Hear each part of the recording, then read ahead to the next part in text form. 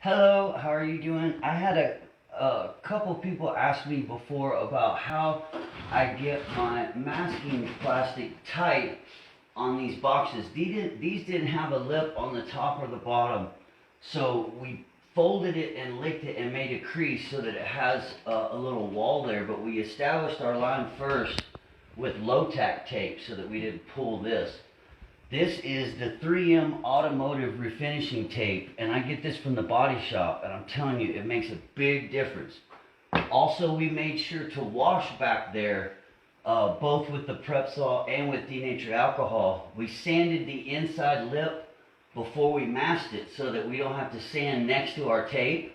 So all this has been sanded and that edge has been eased. That's really important because when dishes come in hot or plates come in hot, if that edge is sharp, it's going to ding and they're going to give me a call back. So I really want to make that go. Now, of course, the camera's rolling, so it's probably going to come off of here and get tangled up and I'm going to fall off the ladder. But I'm really going to show you a couple pointers on how to get this tight.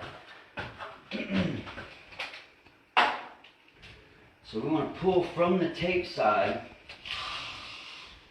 measure it out, and then I want to make sure to push the tape first when I tear it. I'm going to unroll a little bit so that my tape doesn't stick to the next wrap. And I'm going to get that straight as possible so if this is crooked, my plastic's going to go crooked. So I'm going to get it tight and then just kind of tack it for a second.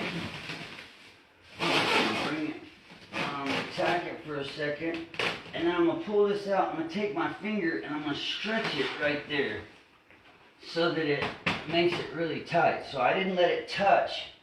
I anchored it over here and then I kept it as close as possible and I stretched it as I was tacking it down. And now I'm going to just kind of, I know this stuff can tear straight, but I don't have very good luck tearing it straight.